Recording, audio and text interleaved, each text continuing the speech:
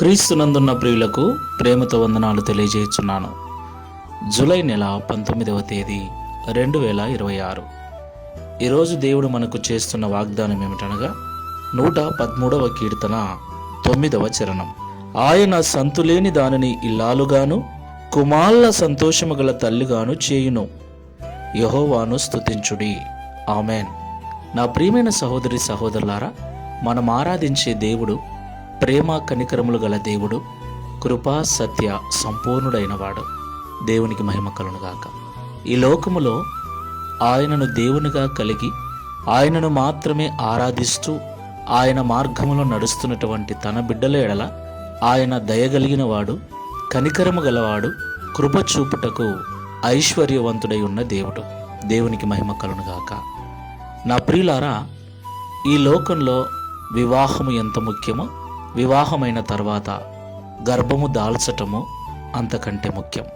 ఎందుకంటే గొడ్రాలుగా ఉండటం ఎంత బాధకరంగా ఉంటుందో, అలాంటి వారిని సమాజం ఎంతగా నిందిస్తుందో మనకు బాగా తెలుసు. సొంత వారిలో, ఇంటిలో, సమాజంలో ఎక్కడ కూడా కనీసం మనిషిగా కూడా వారిని చూడరు. అవమానకరంగా బాధిస్తూ సూటిపోటి మాటల చేత ఇబ్బందులు పెడుతూ ఉంటారు.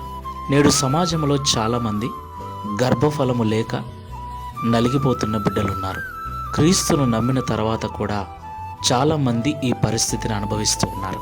ఈ మాటలు వింటున్న ప్రియ సహోదరి సహోదరులారా, మనం ఆరాధించే దేవుడు గర్భఫలం అనుగ్రహించేవాడు, పిల్లల తల్లిగా మార్చేవాడు. గొడ్రాలిగా ఉన్న భార్యను పిల్లల తల్లిగా మార్చే దేవుడు. దేవునికి మహిమ కలుగునుగాక. కాబట్టి ఈ మాటలు వింటున్న వారిలో ఎవరైనా అలాంటి సంతానలేమి చేత బాధపడుతూ ఉంటే వారు క్రీస్తులో ఉన్నట్లయితే భయపడకండి, దిగులు పడకండి. సంతానలేమి వలన, గర్భఫలము లేకపోవటం వలన మీరు అనుభవిస్తున్న బాధ, పడుతున్న నిందలు, అవమానములన్నీ ప్రభు చూస్తూ ఉన్నాడు, వింటూ ఉన్నాడు. శారమ్మను దర్శించిన దేవుడు, రెబెక్కమ్మను దర్శించిన దేవుడు, హన్నాను దర్శించిన దేవుడు తప్పకుండా నిన్ను ఒకరోజు దర్శిస్తాడు. విశ్వాసమందు సన్నగిల్లక, ప్రార్థనా జీవితమును కోల్పోక, విశ్వాసముతో ప్రభు వైపు తిరిగి ఎడతెగక ప్రార్థన చేయి.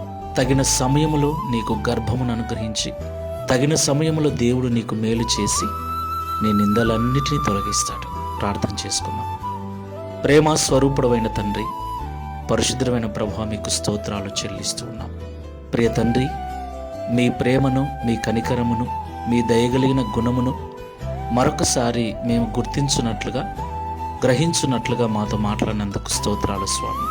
నిజమే తండ్రి, ఈ సమాజంలో వివాహమైన తర్వాత పిల్లలు పుట్టకపోతే లోకమంతా స్త్రీదే తప్పు అంటుంది, స్త్రీలోనే లోపం ఉంది అంటుంది, స్త్రీనే చులకనగా చూస్తుంది. మాట్లాడేవారు కూడా పురుషునితో మాట్లాడడానికి భయపడతారు కనుక స్త్రీనే మాట్లాడుతూ ఉంటారు.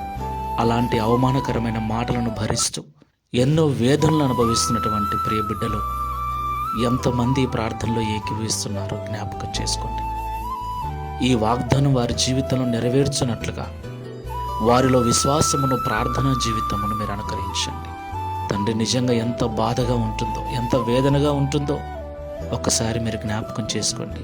ఆ బిడ్డల యొక్క కన్నీళ్లు చూడండి, వారి హృదయ వేదన చూడండి, వారి గర్భములు తెరవండి, లోపములన్నీ సవరించి మీ కార్యమును వారి జీవితంలో జరిగించి, అవమానములన్నీ తొలగించి, పిల్లలు కలిగిన భార్యగా, కుమారులు కలిగిన తల్లిగా సంతోషము చేత నింపి నడిపించుమని, తద్వారా మీరే మహిమ, ఘనత, ప్రభావములు పొందుకొనమని యేసుక్రీస్తు వారి నామములో ప్రార్థించి వేడుకుంటున్నాము తండ్రి. Amen. Praise the lord. God bless you all.